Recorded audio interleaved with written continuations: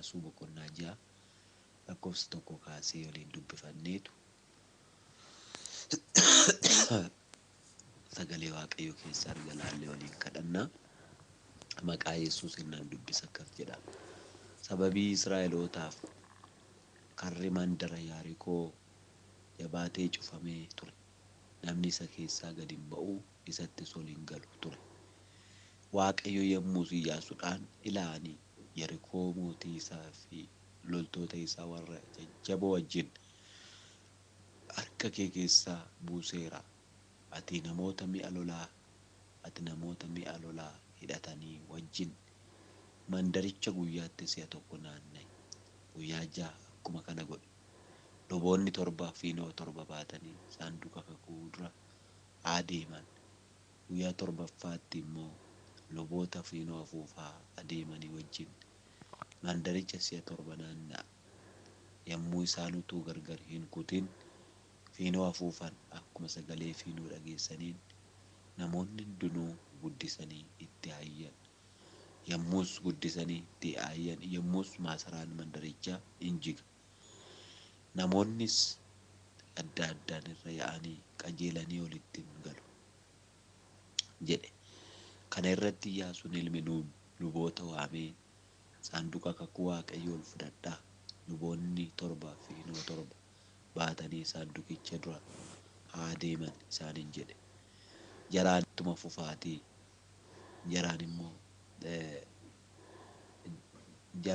ittuma fufaatii mandaricha naanna'aa. Warri mi'a lolaa hidhatan saanduqa kakuu Waaqayyoo dura haa darban jedhe. Iyyaasuun jaratti erga dubbatee booddee luboonni 7 warri fuula Waaqayyoo dura fiinoo 7 baatanii adeeman fiinoo sana afuufaa dura hin darban. Saanduqi kakuu Waaqayyoos isaan duukaa hin bu'e. Warri mi'a lolaa hidhatan immoo luboota warra fiinoo afuufan dura bu'an. Warri kaan immoo saanduqa kakuu booddeedhaan hin adeeman. Fiinoonis utuu gargar hin citin in afuufame. Iyyaasuun immoo gaafa ani iyyaa jedhe isinitti himuu iyyaa malee amma hin iyyinaa. Sagalee keessan hin dhageessisinaa. Dubbiin tokko illees afaan keessan keessaa hin ba'in jedhee jara hin abboome. Yommus inni saanduqi kakuu Waaqayyoo si'a tokko mandaricha naanna'ee akka waliin ga'u hin godhe. Kana booddee namoonni iddoo buufataatti deebi'anii achi bulan. Iyyaasuun borumtaa ganama obboroodhaan hin ka'e. Luboonni saanduqa kakuu Waaqayyoo waliin fudhatan. Luboonni 7 warri fiinoo 7 baatan utuu walirraa hin kutin fiinoo afuufaa saanduqa kakuu Waaqayyoo dura darban. Warri mi'a lolaa hidhatan isaan dura bu'anii in adeeman. Namoonni warri kaan immoo saanduqa kakuu booddeedhaan adeeman. Fiinoonis utuu gargar hin citin in afuufame. Guyyaa 2ffaattis mandaricha si'a tokko naanna'an. Iddoo buufataatti deebi'an. Guyyaa 6 akkuma kana godhan. Isaan ammas guyyaa 7ffaatti ganama obboroodhaan akkuma durii ka'anii mandaricha si'a 7 hin naanna'an. Guyyaatti si'a 7 mandaricha naanna'uun isaanii guyyaa sana duwwaa ture. Si'a 7ffaa irratti yommuu luboonni fiinoo afuufan Iyyaasuun jaraan Waaqayyoo mandaricha isiniif kenneeraatii iyyaa. Mandarichi wanti isa keessa jiru hundinuus raawwatee haa balleeffamu. Rahaab ishee ejjituu duwwaan warra nuyi ergine waan nuuf dhoksiteef isheenii fi warri ishee wajjin mana ishee keessa jiran hundinuu hin oolu. Egaa isin wanta raawwatee balleeffamuun irraa jiru kana keessaa fudhattanii badiisa ofirratti akka hin fidnetti iddoo buufataa Israa'elis kan badiisaa godhachuudhaan rakkina akka ittiin fidnetti of eeggadhaa. Garuu meetinii fi warqeen qodaan sibiilaa fi kan sibiila burraajii hundinuu Waaqayyoof kan qulqullaa'an waan ta'aniif iddoo qodaan Waaqayyoo taa'utti haa galfaman jedheedha. Galanni Waaqayyoodhaaf haa ta'u. Gaa obboloota koo sagalee waaqayyoo kun itti fuftanii guutummaatti amma lakkoofsa 27tti nu dubbiftu. Ani garuu asuma irratti kadhata gabaabaasaa waliin kadhannee sagalee kana laallee isiniif kadhadha. Gaarummaaf tola araara kee hundumaaf maqaa gooftaa Yesuus Kiristoosiin galanniif ulfinni siif haa ta'u. Yaa mootii ulfinaa, gargaaraa keenya, abdii keenya, gaachana keenya, Waaqa guddaa, Waaqa qulqulluu, kan akka kee namatti tolu hin jiru. Ati bira gaariidha.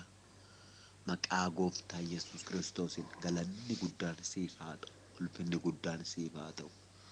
Waaqa jiraataa si galateeffanna, maqaan kee haa eebbifamu. Dhugaa sagalee kee nutti dubbadhu. Ulfina keetiin jidduu keenyatti argami. Dubbatee yaa Waaqayyo gooftaa jireenya namaa kan jijjiiru si. Dubbatee waanjoo namarraa kan cabsu si. Dubbatee takaallaa namarraa kan kutu si. Dubbatee cufaa namatti kan banu si.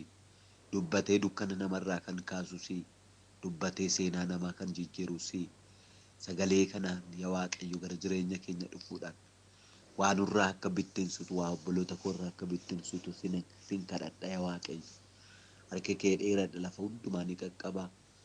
Iji kees lafa hundumaatti ni arga. Waan hundumaa gochuu dandeessa. Wanti si dhibuun jiru aboon waan hundumaa si harka jira.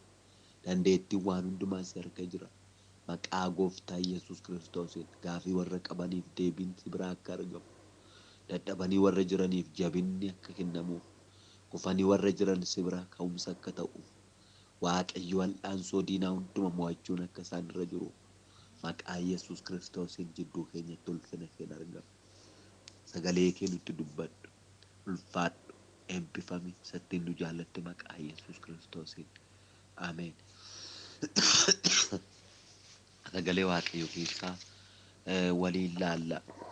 Waaqayyo dabarsee harka keetti kenna isa jedhu wal wajjin laalla. Kutaa kana keessaa yeroo xiqqoo laallee isumarra sagalee kanarra apheemoo isiniif kadhadha.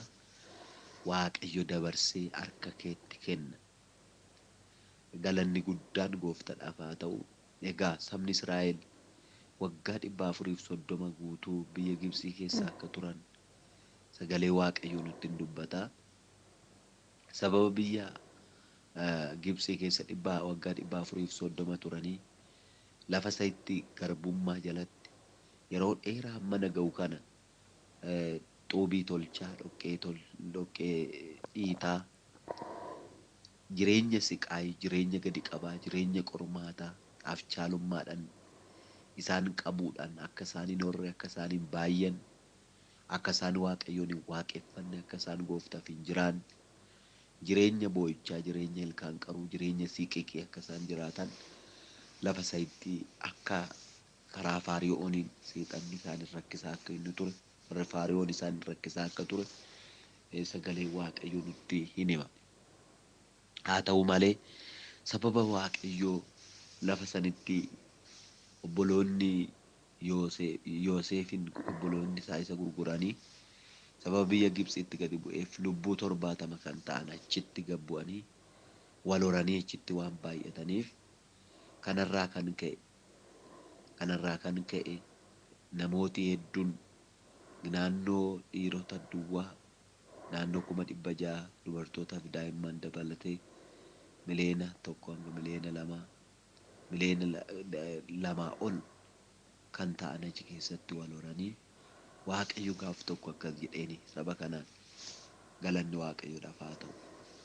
Biyya kana baatee biyya kanaa sin baasee biyya kanaan isa abboota keessan Abrahaamiif kakadhe san otoo Israa'eloonni dhalatin hin uumamin dura Waaqayyo Abrahaamiif kan kakate biyya kanaan iddoo jedhamu. Ani siif hin laadha. Si duwwaa immoo miti sanyii keetiifis nan kenna jedhee Waaqayyo Abrahaamiif kan kakate raawwachuuf yookiin lafa san dhaqanii akka isaan dhaalan gochuuf saba kana biyya Gibsii keessaa akka baase karaa eenyuu baase jennaan karaa Musee baasee sabni kun tole jedhanii akka isaan karaarra bu'aniif argina jechuudha. Galanni Waaqayyoodhaaf haa ta'u. Lafa dhaala isaanii kana ga'anii dhaaluudhaaf sabni kun akkamatti tole jedhanii kan deeman miti. Chaalenjii baay'ee akka saba kana qunname argina. Ofii isaaniitti Waaqayyo waan itti dubbatu kana amananii fudhachuu irratti karaa akka isaan turan, didaa akka isaan turan argina. Erga immoo Museen itti dubbate erga amananii booddee warri Gibsii gadi hin dhiifnu, lakkii akkamitti gad lakkifna, galii gadhiisuun nurra hin jiraatu. Xuubii tolchisiifachuu barreerra, ergachuu barreerra, sirriitti ni dhaggeeffadhaa gooftaan sinaa eebbisuu yeroo gabaabduu siniif seenaa. Iddoo mijataa miti waan ta'eef gaarii dhaaluudhaa karaa akka isaan turan isaan sirriitti ni dhaggeeffadhaa gooftaan sinaa eebbisuu yeroo gabaabduu siniif seenaa. Iddoo mijataa miti waan ta'eef galanni Waaqayyoodhaaf haa ta'u. Ergachuu barree, dhoqqee dhiichisiisuu barree, xuubii tolchisiisuu barree, garboonfachuu barree, ergachuu barree, gadhiisuun akkamitti nurra jiraata gadi dhiifnu jedhanii akka isaan didan argina. Haa ta'uyyuu malee Waaqayyo yaada isaaniitiinis isa isaan qaban yookiin yaada isaaniitiinis isa dhagneen dhaallu jedhanii too sodaatan didan akka isaan dhaqan hamileetti horuudhaan, onneetti horuudhaan, mul'ata dhabuu isaaniitiin mul'ata kennuufidhaan, jajjabeessuudhaan, amanuu dadhabuurraa kan ka'e akka isaan amanan milikkita gurguddaa fuula isaanii fuulduratti hojjechuudhaan Waaqayyo isaanitti dubbate. Faariyoonis gadi lakkisu jedhee kan mataa jabaa dha'icha 10 dha'uudhaan gad lakkisee akka isaan deemanii biyya Kana'aan tokko akka dhaalan, lammaffaa Waaqayyoon isaanii akka waaqeffatan taasisuudhaaf Waaqayyo saba kanaa achi akka baase argina jechuudha. Galanni Waaqayyoof haa ta'u. Erga bahaniis ati bareedaadha, ati gaariidha, si jaalanna, as keessa darbaa namni jedheen hin jiru. Karaa irratti mootiin kan akka mootii Mo'aab baay'een isaanii karaa irratti akka maasaa keenya keessa hin darbitu jechuudhaan Bala'aam akka abaaruuf itti waamuudhaan saba kana karaa irratti gidiraa guddaa akka isaan argisiisan argina.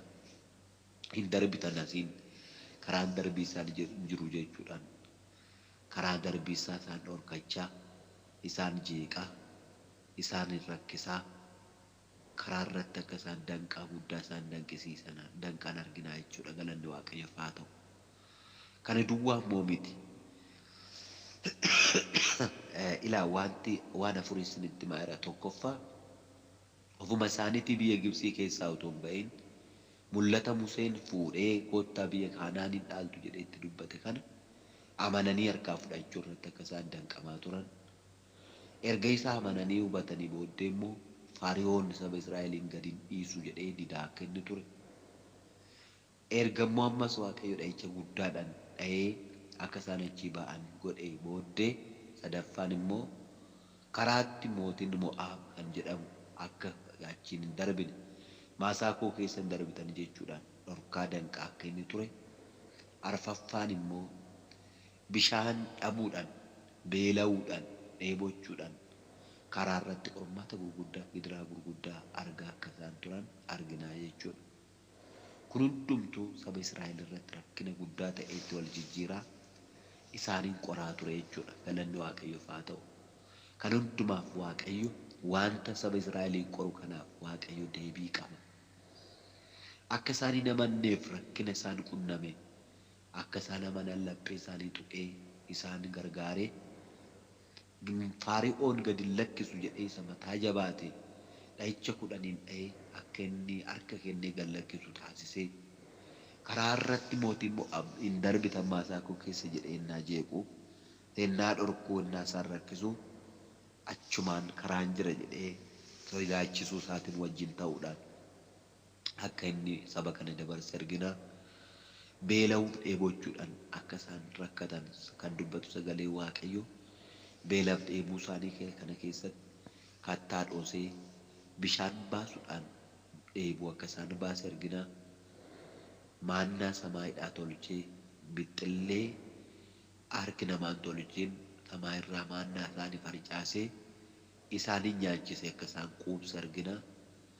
Kan hundumaa keessatti geggeeffama guddaa isaaniif kennuudhaan guyyaa utubaa duumessaatiin halkan immoo utubaa ibiddaatiin saba kana wajjin akka ture argina. Akka kanatti geggeessee dhufee Museen erga du'ee booddee macaafa Iyyaasuu boqonnaa tokko lakkoofsa tokkorraa kaastanii olaaltan Iyyaasuun itti darbee saba kana oofuu geggeessuu akka jalqabe argina. Saba kana geggeessee fidee dhufee isa Waaqayyoo waggaa 40 dura dubbate.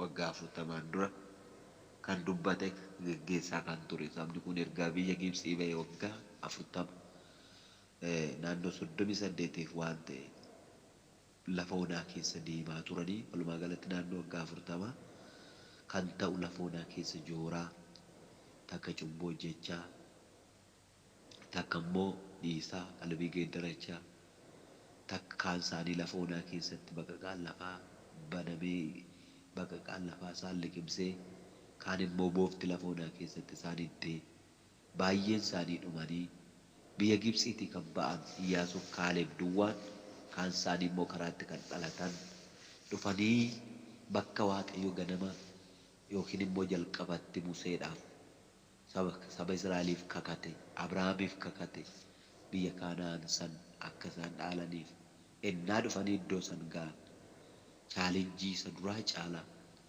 amanuu diduu saba Israa'el isa jalqabaa irra kan caalu gadi dhiisu jedhee diduu mootii Faari'oon irra kan caalu beelaaf dheebuu karaatti isaan danda'an irra kan caalu karaa koorran darbitan jedhee isa dhorkee mootii Mo'aab irra kan caalu Yaarikoon duriitii jalqabee ijaarramee kan keessaa somtuu gadi hin ba'u kan alaa somtuu ol hin seenu karratti hin baaneef seenan duwwaa qaba malee Yaarikoon kun kan iddoo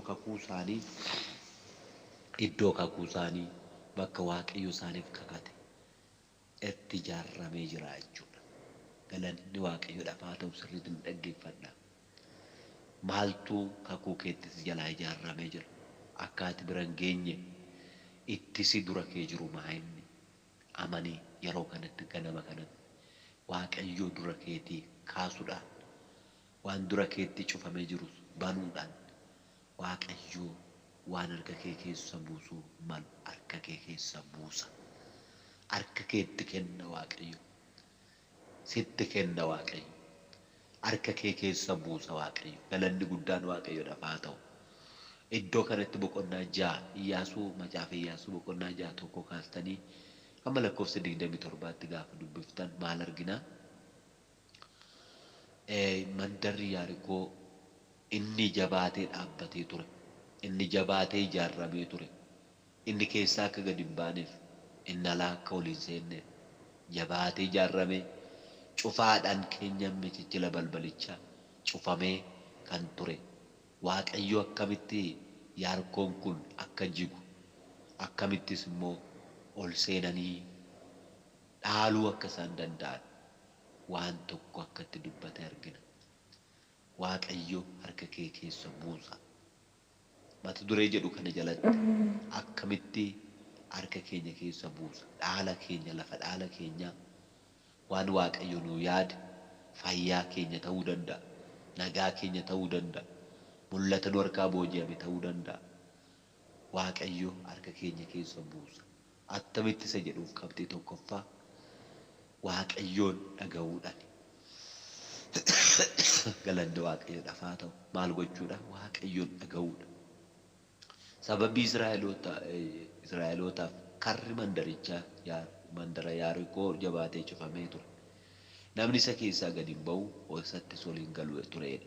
Waaqayyo yommuu Iyyaasuudhaan ilaani Yaarikoo mootii isaaf loltoota isaa warra jajjaboo wajjin harka kee keessa buuseera jedheen.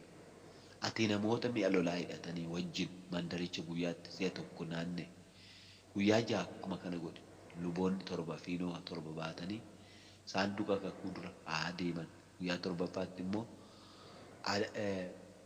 guyyaa 7ffaatti fiinoo 7 baatanii saanduqa kakuu dura haa deeman. Guyyaa 7ffaatti immoo luboota fiinoo afuufaa deemanii wajjin mandaricha si'a 7 naannaa yommuu isaan utuu gargar hin kutin fiinoo afuufan akkuma sagalee fiinoo dhageessaniin namoonni hundinuu guddisanii itti hayyan jedhe.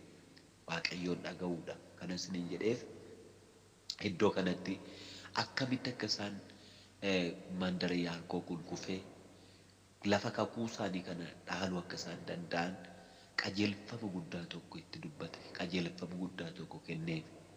Galanni Waaqayyoodhaaf haa ta'u. Irraan ba'anii ol seenuu hin danda'amu. Dhiibanii cabsanii seenuun hin danda'amu. Akkamitti akka isaan Yaarikoon kun dura isaaniitti jigee lafa dhaala isaanii kana ga'anii akkamitti akka isaan dhaalan wanta harka isaanii keessa buufachuu qaban kan Waaqayyoo kakateef dur abboota isaanii Abrahaamiif kan kakate akka dhaqanii dhaalan harka keessaa akka isaanii keessaa akka bu'uuf wanti isaan gochuu qaban inni tokkoffaan Waaqayyoon dhaga'uudha jechuudha. Waaqayyoon dhaga'uudha. Akkamitti itti dubbate Waaqayyoo jennee guyyaa torba mandarichatti akka isaan naanna'an guyyaa ja'a al tokko naanna'anii gaafa guyyaa torbaffaa immoo si'a torba mandaricha Yaarikoo kanatti naanna'anii Abrahaam inni lammaffaan akka itti iyyan qajeelfama guddaa tokko kenneef jechuudha. Galanni Waaqayyoodhaaf haa ta'u. Waaqayyoon dhaga'uudha jechuudha. Yaa obboloota koo jireenya keenya keessatti kan irrate bara kana maa inni jennaan namoota nutti raajan guddachuudhaaf hawwii qabaachuu, sooromuuf hawwii qabaachuu malee akkamitti isa jedhu santu nu jalaatii dhokataa jechuudha. Dhaaluu barbaanna, ce'uu barbaanna, guddachuu barbaanna, seexana mo'achuu barbaanna, biyya lafaa mo'achuu barbaanna. Akkamitti isa jedhu gaafa laallu garuu sagaleen Waaqayyoo kan nutti himu Waaqayyoon dhaga'uudhaan jechuudha. Jireenya keenya keessatti Waaqayyo kan nurraa dhaga'uudha jechuudha. Yaa obboloota koo jireenya keenya keessatti kan irrate bara kana maa inni jennaan namoota nutti raajan guddachuudhaaf hawwii qabaachuu, sooromuuf hawwii qabaachuu malee akkamitti isa jedhu santu nu jalaatii dhokataa jechuudha. Dhaaluu barbaanna, ce'uu barbaanna, guddachuu barbaanna, seexana mo'achuu barbaanna, biyya lafaa mo'achuu barbaanna. Akkamitti isa jedhu gaafa laallu garuu sagaleen Waaqayyoo kan nutti himu Waaqayyoon dhaga'uudhaan jechuudha. Jireenya keenya keessatti Waaqayyo kan nurraa barbaadu akka isa dhageenyudha. Akka isa dhageenyu Waaqayyo nurraa barbaada. Jireenya keenya keessatti Gooftaa dhaga'uu akka qabnu. Namni Waaqayyoon dhaga'u hin badu. Namni Waaqayyoon dhaga'u lafa dhaala isaanii ga'a. Namni Waaqayyoon dhaga'u waan mo'atee bira ga'uu qabu bira hin ga'a. Jireenya keenya keessatti isa dhaga'uu akka dandeenyu Waaqayyo nu haa gargaaru. Waaqayyoo akkaatuma itti dubbateen luboota akka kanatti riirsisi. Lubootii torba fiinoo hafuufan fiinoo torba. Bifa kanaanii warri mi'a lolaa hidhatanis bifa kanaan hiriiran mandaricha si'a torba. Fiinoo hafuufaa si'a torba itti naanna'edheen. Yemmuu isaan utuu gargar hin kutinis fiinoo hafuufan akkuma sagalee fiinoo dhageessaniin namoonni hundinuu guddisanii itti hayyan jechuudha. Kanaaf Waaqayyoon dhaga'u. Wanti Waaqayyo nurraatii barbaadu, wanti Waaqayyo nurraatii eegu, Waaqayyoo harka kee keessa buusa jedhee kan inni nutti dubbatu. Eebba nu harka buusuu barbaade, jireenya nu harka buusuu barbaade, fayyaa nu harka buusuu barbaade, boqonnaa nuu kennuu barbaade, moo'icha nuuf kennuu barbaade. Diina nu lolan, diina nu ari'atan, wal'aansoo jireenya keenya irra jiru, xiyya seexanaa, darbannaa diinaa nurraa cabsee moo'ichaan isa nuuf kakate biraan nu ga'uudhaaf wanti nurraati eeggamu inni tokkoffaan Waaqayyoon dhaga'uudha jechuudha. Waaqayyoon dhaga'uudha. Gurra Waaqayyoo dhaga'u Waaqayyo nuuf haa laatu. Waaqayyoon dhaga'uun waan hundumaa caala obboloota koo.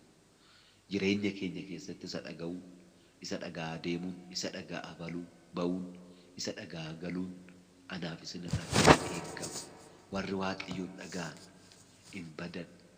Sagalee Waaqayyoo irratti warri Waaqayyoon dhagaa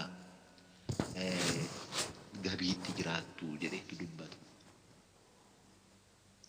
sodaa malees nagaatti gabiitti akka jiraatan warri waaqayyoon dhagaan nagaa akka qaban boqonnaa akka qaban moo'ichaa akka qaban jireenya akka qaban sagalee waaqayyoo dubbata. Galanni waaqayyoodhaaf haa ta'u. Inni lammaffaan jireenya kadhataa qabaachuudha. Jireenya kadhataa qabaachuudha. Kun immoo akkas jedheeni waaqayyoon akka dhagaan waan gochuun isaanirra jiru ergattee beeku. Akka kanatti adeeman, akka kanatti fiinoo afuufaa, akka kanatti luboota torba filii mandaricha Yaarikootti naanna'a. Guyyaatti yeroo tokko yeroo ja'a guyyaa torbaffaatti garuu si'a torba itti naanna'a jedheen qajeelfama guddaa kenneef jechuudha. Akka isa dhagaan barbaada. Wanta waaqayyo godhaa jedheen kana hin godhan yoo ta'e irraa goru yoo ta'e mandarichi Yaarikoo kun kufuu hin danda'u. Kanaafiyyuu irraa akkan gorre qixa waaqayyotti himeen deemuu akka isaan qaban waan waaqayyo godhaan jedheen gochuu akka isaan qaban itti dubbate iddoo kanatti. Lammaffaan immoo kadhachuu akka qabnu nutti dubbataa jechuudha. Maal jedheen iddoo kanatti itti iyyaa jedheen iyyuun kun jedhanii isa iyyan osoo hin ta'in iyyi nuti iyyinu waaqayyoon kadhachuudha. Waaqayyoon kadhachuudha. Waan dura keenyatti cufamee jiru waaqayyo akka banuuf hidhaa jireenya keenya irra jiru waaqayyo akka kutuuf waan wallaansoo nuun qabu hundumaa waaqayyo akka nu mo'achiisuuf waaqayyoon kadhachuutu nurra jiraata. Jireenya keenya keessa kadhati jiraachuu qaba jechuudha. Warri waaqayyoon kadhatan waaqayyo waan guddaa harka isaanii keessa buusa. Dhaala caalu, jireenya caalu, boqonnaa caalu, ulfina caalu, eebba caalu, fayyaa caalu, nagaa caalu waaqayyo nu harka buuseera. Waaqayyo nu harka buusa. Harka kee buusa mata duree jedhu ilaalaa jirra. Kanaaf waaqayyoon kadhachuudha. Waaqayyoon kadhachuudha jechuudha. Gooftaa kadhachuun jireenya keenya irra jiraata. Yeroo hundumaa nama kadhataa warra waaqayyoon kadhatan taane deddeebuun nurra jiraata. Galanni guddaan waaqayyoodhaaf haa ta'u. Maqaan waaqayyoo bara baraan yaa eebbifamu. Isaan ammas guyyaa torbaffaatti ganama boroodhaan akkuma duriitti ka'anii mandaricha si'a torba hin naanna'an. Guyyaatti si'a torba mandaricha naanna'uun isaanii guyyaa sana duwwaa ture. Si'a torbaffaa irratti yommuu luboonni fiinoo afuufan Iyyaasuun jaraan waaqayyo mandaricha isiniif kenneeraati. Iyyaa mandarichi wanti isa keessa jiru hundinuus raawwatee haballeeffamu. Raabisheechituu duwwaan warra nuyi argine waan nuuf dhoksiteef isheenii fi warri ishee wajjin mana ishee keessa jiran hundinuu hin oolu.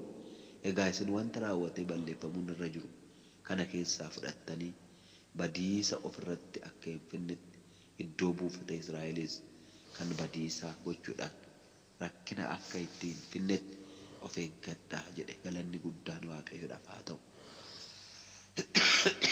Inni sadaffaan wanti nuti gochuun nurra jiraatu wanta waaqayyo harka kee keessa buusa isa jedhu waan waaqayyo nutti kenneen alatti waan waaqayyo nutti hin kennin fudhachuurraa yookiin waan waaqayyo nu dhorke hirmiirraa jallina cubbuu hojjechuurraa ofitti sun nurra jiraata jechuudha. Biyya lafaa kanarratti waan dhaalaa jedhe qaba, waan hin dhaalinaa jedhe qaba yookiin waan hin tuqinaa jedhe qaba. Karaa irra darbaa jedhe qaba, karaa irra hin darbinaa jedhe qaba waaqayyo. Karaa irra darbaa jedhe kanarra darbuun dirqama, waan dhiisaa jedhe dhiisuun dirqama, akkatti jiraadhaa jedhe jiraachuun, akkatti immoo dhiisaa akka kanatti hin jiraatinaa jedhe waaqayyo nu dhorkirraati of eeguun nurra jiraataa jechuudha. Iddoo kanatti namni tokkollee dheen mandaricha harka kee keessa bu'eeraati hin sodaatin arge jedhee itti dubbatee booddee akka isaan itti iyyan qajeelfama erga kenneefi isaanis akkuma inni jedhee maal ta'an turanii waaqni mandarichatti yeroo torba guyyaa torba naanna'anii gaafa guyyaa torbaffaa si'a torbatti itti naanna'anii lammaffaan immoo itti iyyanii Yaarikoon gaafa jigu ennaa jiganii tollamman waan waaqayyoo balleessaa guutummaatti hin hambisinaa jedhee balleessuun akka isaan irra jiraatu waan immoo booji'anii fudhachuun isaan irra jiraatu fudhachuun akka isaan irra jiraatu adda baasee waan hundumaa qajeelfama guddaa kana waaqayyo isaaniif hin kenne. Haa ta'u malee akkuma jedheen waaqayyo mandarichi hin jigee laficha waaqayyo harka isaanii keessa hin buuse. Waan fudhachuun itti jiru booji'anii hin fudhatanii waan immoo balleessuun itti jiru akka balleessaniif qajeelfama guddaa isaaniif kenne. Garuu isaan keessaa tokko Akaan namni jedhamu waan waaqayyo hin fuudhinaa jedhe kaabbaa fuudhee mana isaa keessaa akka dhokfate kanarraa kan ka'e rakkina guddaa Israa'elitti akka fide argina jechuudha. Sababa namni kun waaqa dhaga'uu dideef,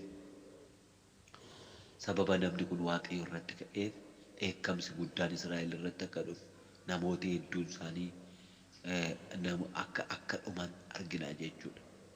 Mandara Gaayim jedhamtuutti dhaqanii wanta waaqayyoo hin godhinaa jedhe waan godhaniif waaqayyoon dhaga'uu ijaa didaniif dheekkamsi waaqayyo